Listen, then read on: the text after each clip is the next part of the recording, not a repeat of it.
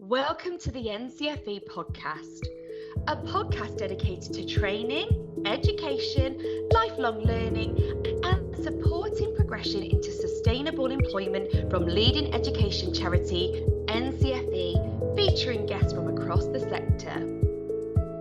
Hello and welcome to the NCFE Podcast. My name's James Lane, I'm the Digital Sector Manager at NCFE, and today we'll be discussing the changing digital sector and how to support job seekers to gain the skills they need to thrive in the digital world and in digital roles. Today I'm joined by Liz. Would you like to introduce yourself, Liz? Yeah, hi.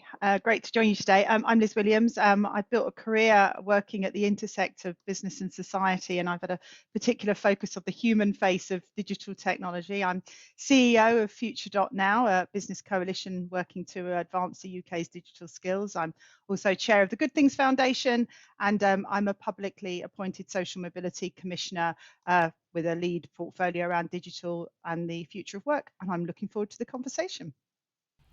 Fantastic. Thank you very much. We're also joined by Dan. Yeah, hi. My name's Dan. I have worked in and around digital technology in education and through apprenticeships really for about approximately 15 years now. My work focuses very much on that digital inclusion, encouraging young people into the IT sector as a career. So what we're discussing today is very much at my heart. I'm really excited to be here. Fantastic. Thank you very much, Dan. We've also got Aj. Good afternoon, everybody. Yeah, I'm Dr. Ajay Sharman. I work for an organisation called STEM Learning. I have a remit with government to encourage more young people to consider STEM subjects. Clearly, digital is a really important area. And on behalf of the South East Local Economic Partnership, I sit on their Skills Advisory Panel, and I also sit on the Digital Skills Partnership in the South East too. Fantastic. Thank you very much. And we're also joined by Ross. So I'm Ross McCulloch from Third Sector Lab. I've been working in charity digital space for about 13 years, I think LinkedIn reminded me of the other day, which is quite exciting. I'm really interested today. I've been involved in some of the initial setup of Connecting Scotland, which is Scottish Government's successful digital inclusion programme, which is still progressing, and they're doing amazing stuff in partnership with SCVO in that space, and more recently been involved with Nominate on their Reboot project as well. So I'm looking forward to today. Fantastic. Thank you very much, everyone.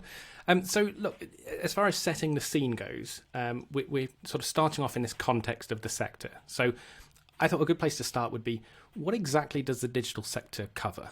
What are we talking about when we talk about the sector? Liz, what do you think? I think it's everything. I think, if anything, the pandemic has taught us digital is how we live now. So there's no one sector. I mean, of course, there is a digital sector. That is a part of the economy. But actually, digital is all pervasive. It's part of how we live our lives. So everybody needs the skills, the access, and the motivation to get online and thrive. Absolutely. I love that. I think what I was thinking of is exactly that, is this difference between the vertical of, quote unquote, the digital sector and this wonderful sort of horizontal view that we're now looking at with digital skills touching. I genuinely couldn't think of a single thing that digital skills didn't cover, or didn't touch on, probably more accurately. So I love that view. It's covering all of it.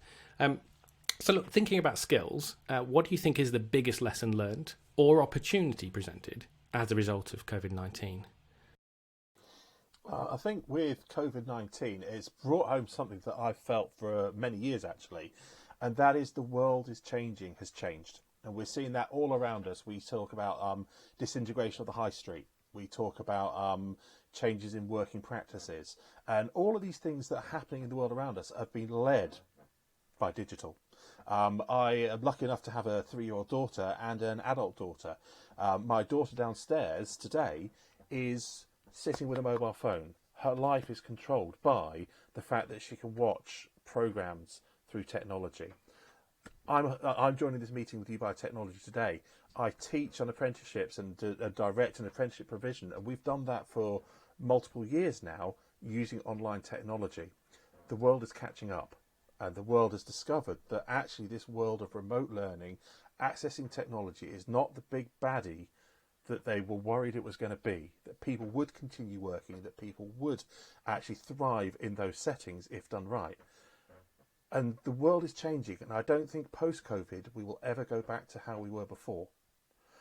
But we need to handhold people through this journey so that when there is that person sitting at home in their flat on their own in the middle of a city, in the middle of a pandemic, they are comfortable to get on a Teams call, get into a meeting, access the technology will let them do what they need to do.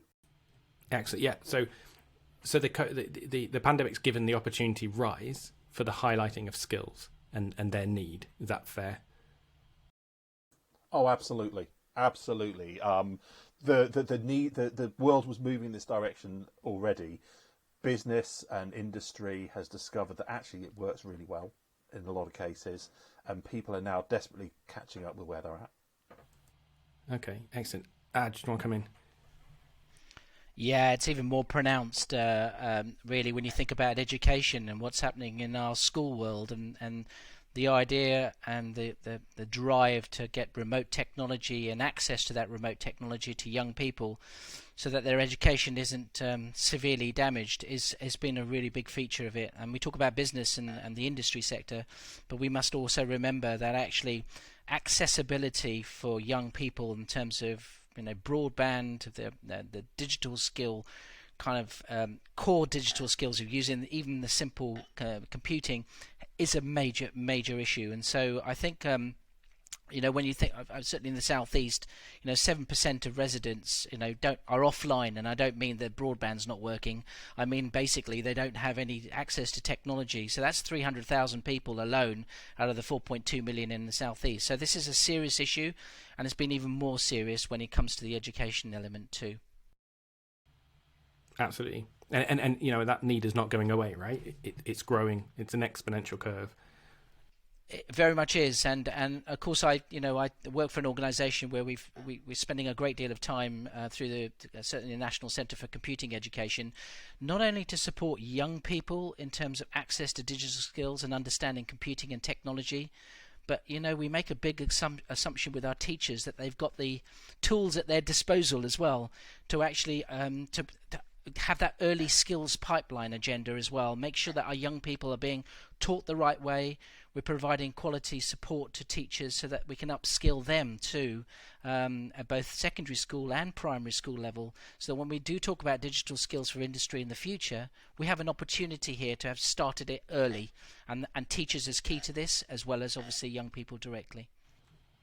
Absolutely. Yeah. Liz, did you want to come in? Yeah, I'm just going to pick up on that, really. I mean, across nationally, we've got 9 million people that are unable to use the internet, and 40% of those are of working age. And I think that's a really important thing to recognise. Often people think it's about older people. At FutureDotNow, we're very focused in on the 17 million people who haven't got the essential digital skills for life and work. So they're not able to, communicate online. They're not able to interrogate the internet, as well as having those foundation skills. That's a really large number. But what's really interesting, well, I think for this podcast, is that working 15 to 24-year-olds are significantly less likely to have those EDS for work, those essential digital skills for work, than their older counterparts. And I just think that that's quite fascinating, because people assume that younger people are digital natives, whatever that term might mean, and they're not. And I think what we've learned through the pandemic is two things. One, people haven't got the skills necessarily. They haven't got the access always, and that's about a device that's right for the task. And they haven't necessarily got access to data, which is an affordability issue. And often they haven't had digital motives, the motives to kind of want to tackle those gaps. But I think if the pandemic has done anything, it's enabled people to really build those digital motives and see that the analog world that they were living in quite happily perhaps before is moving very, very fast away. So I think it's given us a real opportunity as a UK to really go, what does it mean to be a digital nation? And what does that mean for our citizens? What does that mean for our businesses? And what does that mean for our future in the world as a country? Absolutely. I mean, very valid, huge questions there, right? So we're gonna delve into that. So just picking up on that, as we're now seeing digital skills as being aligned by government policy to the fundamentals of English and maths, is this the key to ensuring that no one is left behind?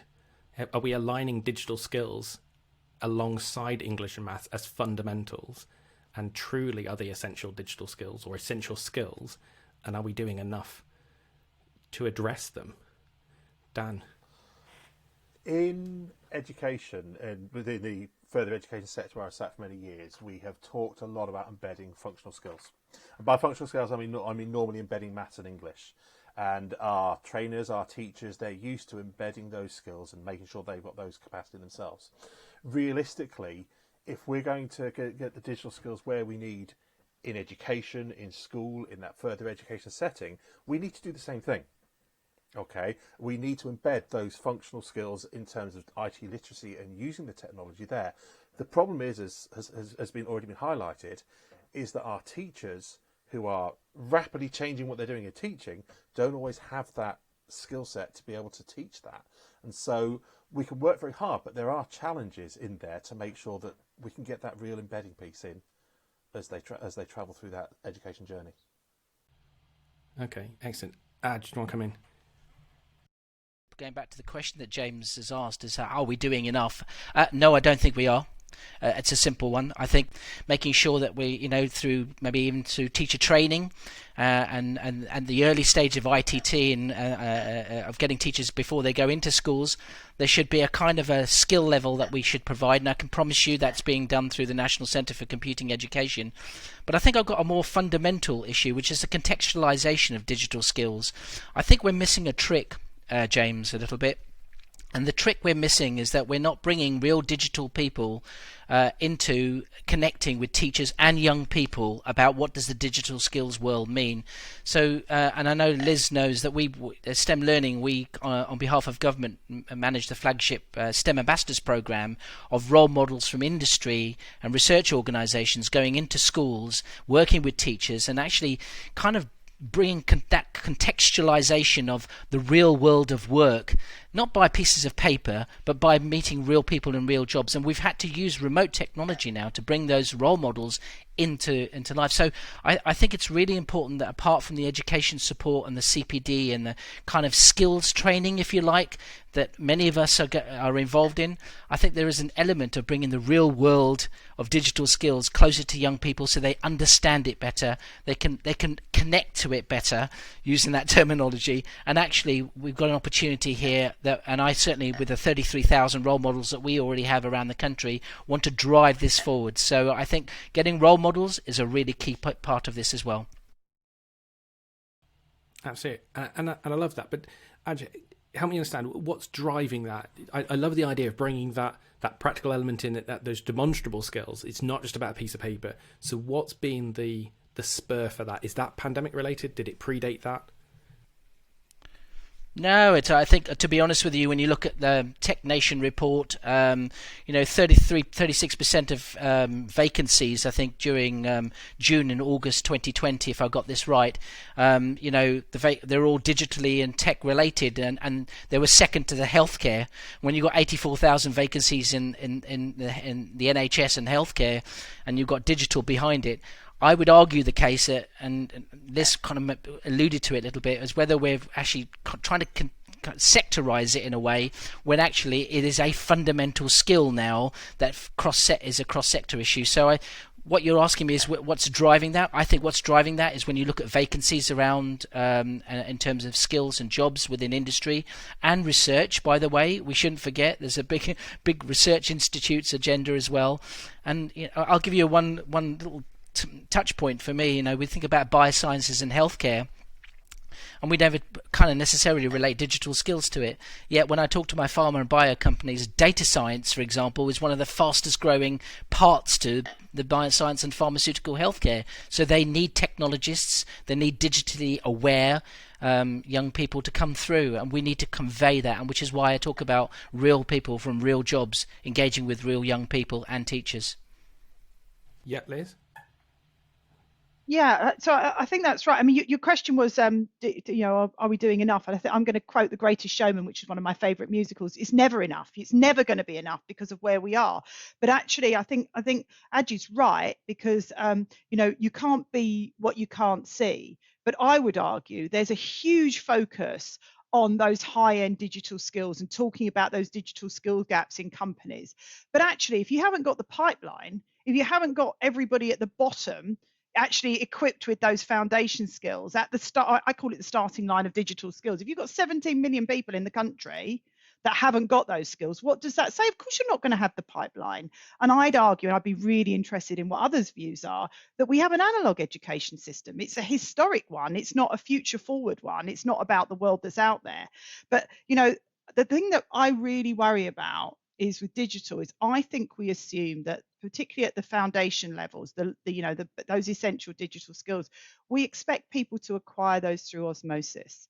We don't train them in. We don't see that as a trainable thing. And that's what we're working at FutureDotNow, is we're working with industry to really shine a light on that essential digital skills framework and what the issue is there, because it's doable. I think that's the thing here. This is not an unsolvable problem. But in retail, for example, take the retail sector. 27% of employees in the retail sector have the EDS. That's a really large addressable market of people that haven't got all 5 essential digital skills for life and work. It's just under 3 million people. And actually, they're most at risk. But actually, if you've got the digital skills, as data tells you, if you've got the digital skills, the EDS, you're reducing your personal risk of automation by about 59%. So there's a massive personal story in here. I believe that really focusing on the foundations, making sure we as a country have got everybody up to that standard, and nobody leaves school, nobody goes through an apprenticeship without being, getting through those skills. That's going to be part of our success metrics going forward as a country. Completely agree. Ross, I want to come to you, but just before I do, can we just acknowledge the huge missed opportunity to not break into song there, to Liz's point about the greatest showman? I know. I was singing in my head there, so if that helps, yeah. So, Ross, I wanted to get you, particularly from like the VCS angle, and what are you hearing when you hear about these needs and these skills requirements? What's your thoughts? What's surprising you? Yeah, I mean, one of the difficult things that's been a classically difficult thing throughout the third sector over not just the last few years of funding cuts, but generally is lack of budget for training in CPD in general. That's built into, so if you work in a school, training in CPD is built into what you do. If you work for a solicitor's firm, it's part and part. You legally, have to do it to keep up your certification.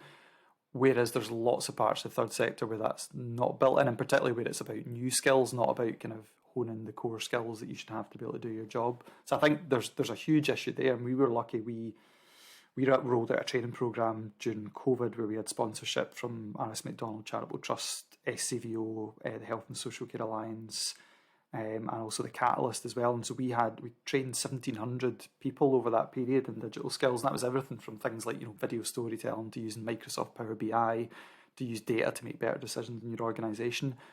But we were lucky enough that we got funding, we could roll that out for free. But most charities can't access the kind of big ticket digital skills, and there's some great free stuff out there. If you look at people like the Data Lab are doing amazing stuff, and some of that stuff is free online.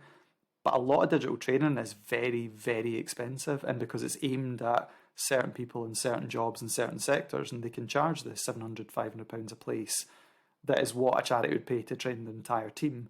So yeah, for me, like charities in a lot of areas of digital are being priced out of the ability to really train and upskill their staff teams. Okay, Aj, you want to come in? Well, Ross makes a huge number of really important points there. Something you made earlier on was about this whole idea of having kit, if you like, for all intents and purposes, and connectivity. I kind of really... There's a lot of people who want to do good, okay, whether it's from industry or local authorities and such like. I'm very lucky in the southeast. I know that the Digital Skills Partnership donated to the Good Things Foundation to try and get some kit and connectivity to Essex, Kent, and Sussex, for example. But actually, I think it's not enough. And the other thing you talked about training, I actually, for all the basic training, and I don't only lessen the word basic here, basic training on digital skills, I also don't want to miss an opportunity for the higher skills that we need to put in place in schools. The shock horror for me is where computing, for example, sits in the bucket list in schools. And I know that Nick Gibb, the minister, has accepted that this is a really important area of technology and computing. But when you find secondary schools that are not even offering GCSE computing, you've got to ask yourself a question: where are the higher skills elements are going to come through as well? So for all the kind of basic digital skills that we talk about, and Ross is quite right, I also don't want to forget and that there is a higher skills element of a drive that we need to have to support industry in this kind of high growth area as well, particularly small medium enterprises as well as those larger companies. So yeah, I think I can see I've stimulated some thought. Absolutely. Let's bring Dan in and now go to Ross. So yeah, just really to build and play on some of the things that you were just saying there, Aj. At Impact Futures, where I work, I'm delivering digital apprenticeships. I'm dealing with training those people that are going to go into those support roles. When the world went on lockdown, my sector got busy, because all of a sudden there was a demand for people with digital skills to appear from nowhere, literally, to be able to provide the back-end support for everything that people were needing to do. We are having apprenticeships starting where in other sectors they were stopping, because there was a demand there for digital skills and digital experience. And then we look at school, and in the end, I've got real concerns about the amount of funding that is in our educational establishments to be able to do these things. Educational establishments teaching the skills that are crucial for the world tomorrow are having to put together their technology platforms on a shoestring. They are having to use free open source software, and there's some great open source packages out there, don't get me wrong. There's some great stuff, but they're having to use stuff as cheaply as they can. Why is the school up the road from me having to put out an appeal to people for old laptops to bring in, drop off, and find someone like myself with the skills to actually repurpose those laptops so they can give them to kids at home? That is absolutely nuts. And that's the world we live in at the moment. Schools not offering computer science, it just scares me, because by the time they leave their educational career and they come and join me at Impact Futures on an IT apprenticeship, I've got to be able to get them from being that user to being that technician. And if they're leaving school not even competent as a user, we've got a long way to go. And the scary thing is, because my daughter is downstairs using a mobile phone, we assume that our kids are competent with technology. They're competent with social media, is the reality. Absolutely. No, I think I'm hearing a lot from all of you that leads on nicely to something I want to explore. I want to pick up this a little bit more. So when we think about digital poverty, I think we've touched on some key components of what contributes to digital poverty. But maybe Liz, what do we mean by digital poverty? Oh gosh, I suppose it's not. It could be. You could take it from many angles, but I think to start with, a lot of people think it's about. It was initially about skills. I think it was. Then people now think it's about devices. So have I got the right device for the task? Have the kids got access to a laptop? But I think the lockdown has really taught us about data, access to data. And actually, that for me is probably the biggest example of digital poverty, because it actually just giving somebody a laptop, you can get them started, but actually an ongoing connection to the infrastructure is much harder to achieve. I mean, I know Ross has been very involved in this space. I mean, I was involved in lockdown 1, but I'd be really interested to hear about, how they tackled this in Scotland, because I think Scotland have been, quite advanced in some of their thinking. Absolutely. Ross, do you want to come in? Yeah, I mean, I was kind of involved at the early stages with Connecting Scotland, and I guess kind of strategically thinking about what that would look like. I can't take any credit for what the Scottish Government and SCVO have done since then, but I mean, it is really aspirational. I think at the moment it's a £65 million programme, and so the aspiration is to get another 50,000 digitally excluded households online by the end of this year. Which in a country of 5.5, 6-ish million people is pretty aspirational.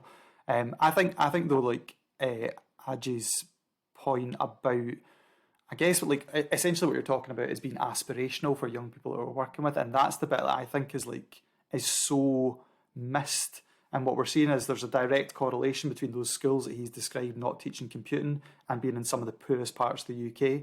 And so when I look at some of the work that charities have done, it's not just about we're getting devices to people, but actually charities being aspirational where other people in their life aren't aspirational for those young people. So like the YMCA in Paisley have been doing coding clubs for years up here.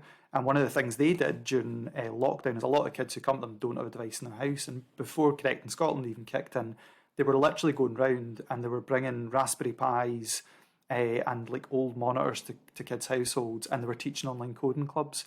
And so what we're talking about is not just like, oh, you might get the basic digital skills to be able to do an admin job as it looks like in 2023, but actually you might be a coder and you might earn a much more sizable salary than someone who comes from your background might be expected to earn. And I think for me, that's where it's really important, is that aspirational stuff. Yeah, Aj. Yeah, 100% with that. For someone who's got a 17-year-old that can't work out what he's going to do in the future, it's quite entertaining for me. But the fact is, when you talk about to a young person, what does a software developer do, really? What does a cloud computing skills person really do?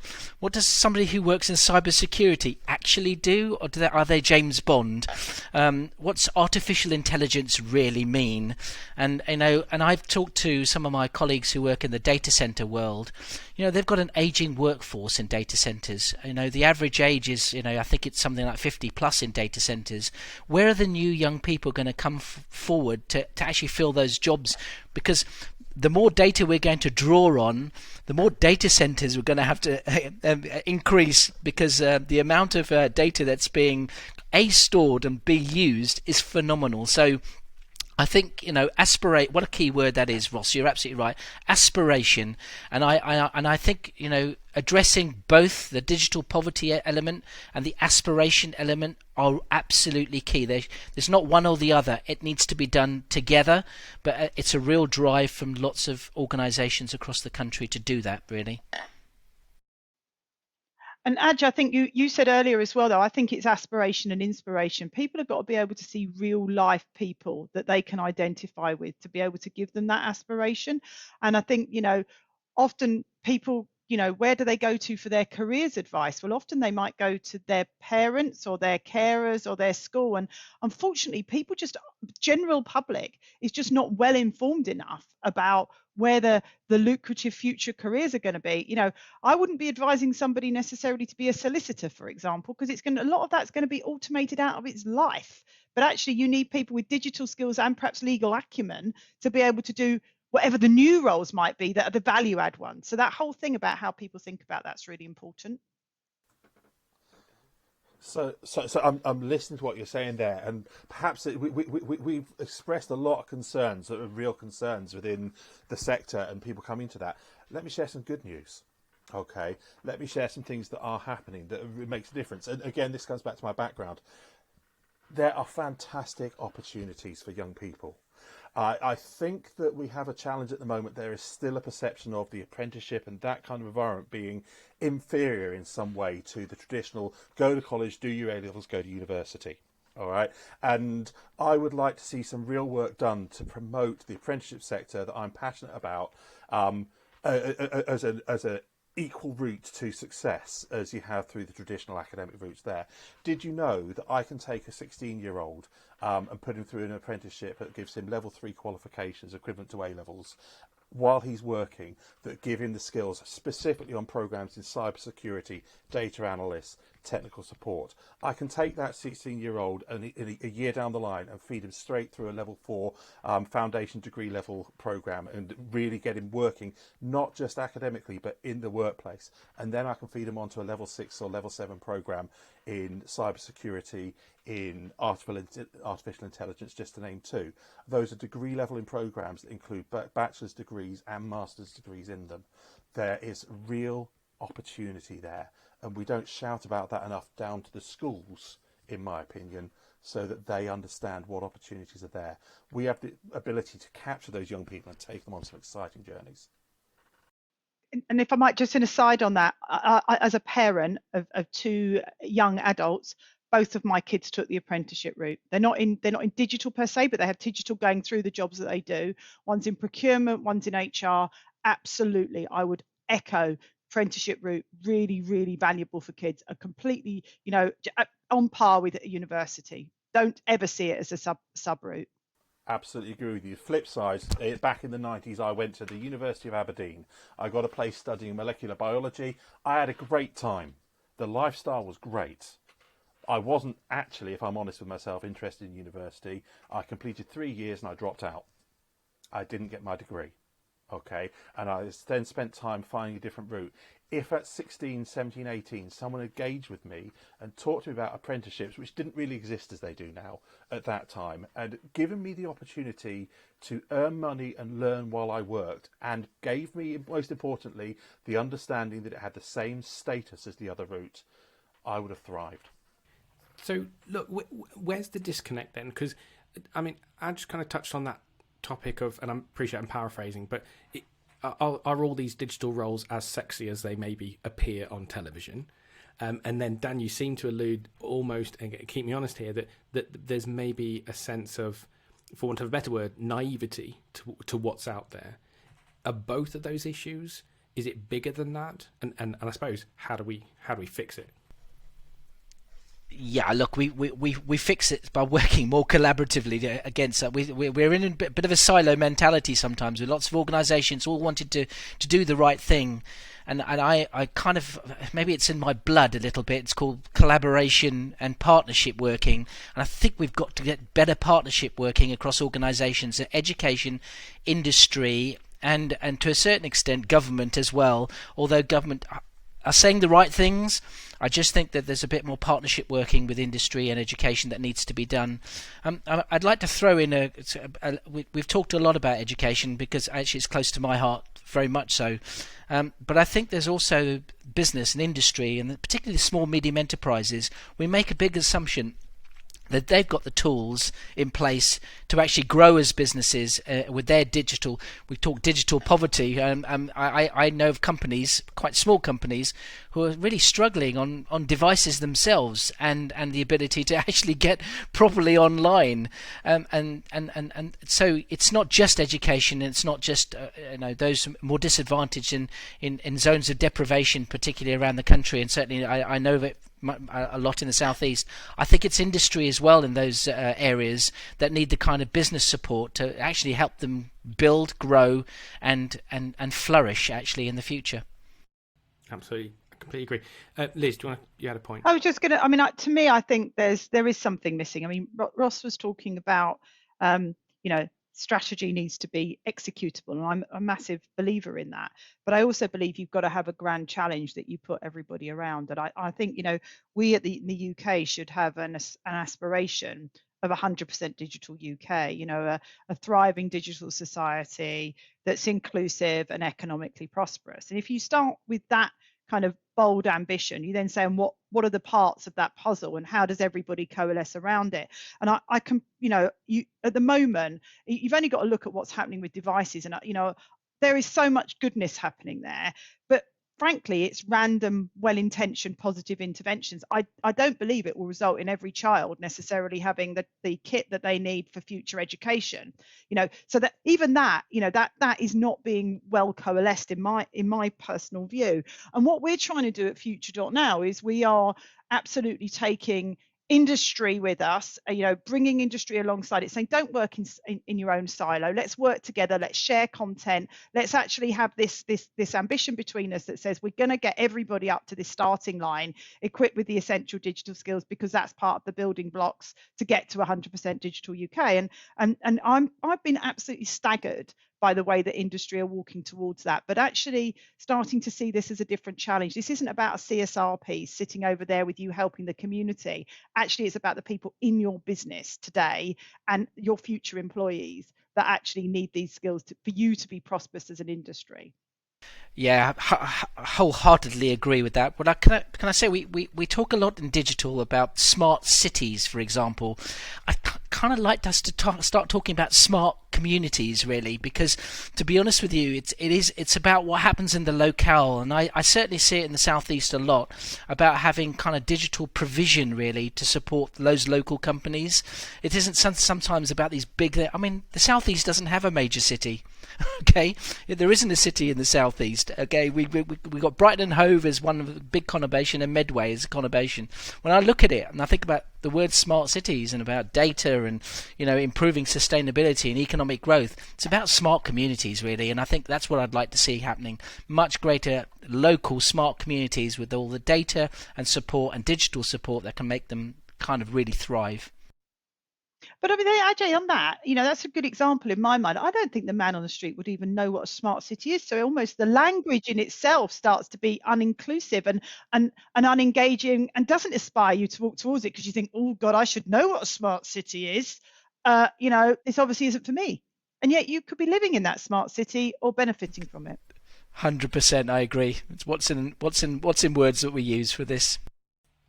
I completely agree. I think obviously we've got to start somewhere, and just building on the smart cities element, what we're starting to see is city and county councils are making that literal bridge, funding some of that development work, and then allowing telecoms agencies to come and make that final connection, and that's due to the complications of state aid, for example. Smart cities are all very well if you live in one of those cities. If you live in a major place, I live in a little village in the middle of nowhere, all right? And my little village in the middle of nowhere, in the last 2 or 3, got a decent broadband connection finally. There are plenty of places still in the UK where this conversation is irrelevant because I'm still working off a 56k dial-up modem because I have no other reasonable way to get online. If I live in that environment, how on earth do I engage with the digital world that's there? How on earth does someone who lives in a remote part in the Highlands of Scotland, for instance, actually take advantage of the opportunities that are available across the UK and further now for employment and work? I live in York. My company's based in Slough. I joined the company during lockdown. I've never even seen our head office. We have a remote workforce, and I'm leveraging technology to be able to do the job that I do.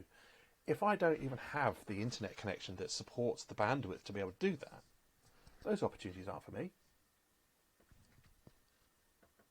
I don't disagree with Dan about infrastructure, but we have an infrastructure strategy in the UK, and it's relatively well funded. I'm not saying it's got all the money it needs. It's relatively well funded. What we don't have is we don't have any strategy, or coordinated strategy around skills and access, which accesses devices and data. So, I would argue that, one of the things we should say is let's take a slice of the infrastructure strategy. Let's say a percentage of that needs to go to make sure the other bits, because otherwise, how do people realize the benefits of that infrastructure? So, I do think we need to look at this a little bit differently, but I'm not discounting what you've said, Dan. I think that's absolutely right. If you live in a part of the country that you haven't got the infrastructure, but as I say, we have got some strategy there. Okay. Excellent. I want to do maybe one final thing with you. I think maybe just bringing in my geekiness, because we're at such an exciting and pivotal point in the evolution of digital. I'd love to maybe just go around as a panel and say, what do you see as the next big leap that we're going to make as it pertains to your specific focus on the digital sector? And Ross, if I come to you first. Yeah, probably something really specific to the charity sector, and COVID's kickstarted this already, is lots of charities thought about digital, and lots of businesses do as well, in a very specific silo. For some it's about IT infrastructure, for others it was about how they communicated, and actually that final realisation that digital is how we get our job done, and so many people in the charity sector now seeing it as a service delivery tool or a tool to better understand user needs. And for me, that's the bit, and I think that's been a theme that's going to come throughout today, is it's finally permeating across everything. It doesn't sit with one person. And that's both exciting and really scary for a sector where, most people don't have the luxury of anyone who's dealing with digital internally in that organisation. So what does that look like for the future of that workforce and how they're structured and how they make decisions? But that, for me, is probably the thing that's going to really, I guess, come into play much, much more in this year and beyond. Absolutely. Brilliant. Aj, what about you? Well, the big leap for me is making sure that the world of remote technology is not disappearing, and the remote education will never disappear now. I think the world has changed enormously. So my real leap for me is that not one single young person can ever turn around to say to me that they haven't got a device, have not got accessibility to secure data, And thirdly, that we don't affect their education because they don't have access to good digital opportunities, and that's aspiration to young people, to industry, etc. So I think there's lots of big leaps, if you like, that need to happen. But I think the big one is I don't want any young person to feel like they are completely digitally excluded, and that would be a massive leap forward for all of us. Absolutely, yeah. Dan, what about you? I think the big leap that needs to come, and hopefully will come, is around attitude. Is around attitude of employers, and understanding that actually the world of digital is there, it's here to stay. And I think we're seeing that, and I think COVID has forced this to the front of people's minds. But I would expect to see more over the next 12, 18 months of smaller businesses and organisations getting to grips with digital is how we have to exist and how we have to work in the marketplace that comes forwards. And really an invitation to employers out there and companies out there that are accessing that. Come and talk to us. We can help you put the skills that you need into your business, and an invitation to these young people that we can get you where you want to be. Finally, Liz. I suppose for me, the big leap I want us to have, but I'm not sure we're going to get there. But I'm an eternal optimist. Is realizing the importance of digital in our society now and what it means. So nobody left behind. Everybody at the starting line with those skills, and to Ajay's point about the devices and the technology, actually understanding what that means and what that could realize. And just imagine if we had that. If we had everybody with those baseline skills and the aspiration to be able to go further, what untapped potential that would give us as a country at economic level and also at a personal level. And I'd quite like to just share with you an example that one of our members at FutureDotNow Heathrow Airport shared with me around one of their security guards. So he had an entry-level job. They gave him some digital skills training. He was brought up to the baseline and given the motives to do more. He's now designing the apps within their digital team. And it goes back to Ajay's point about giving people aspiration and inspiration. And it's about, it's where digital can take you. And if we can just give that boost to the nation and really understand the role that digital plays, I just think it could be an amazing leap for us as a society. What a fantastic story to end on. Thank you very much. So a huge thank you to all of our panel for joining us today. That was Liz Williams MBE from FutureDotNow, Dan Troke from Impact Futures, Dr. Ajay Sharman from the National STEM Learning Centre and Network, and Ross McCulloch from the Third Sector Lab. Thank you for listening to the NCFE podcast. You can find out more about NCFE, our guests and supporting information and links relating to this topic at ncfe.org.uk/podcast.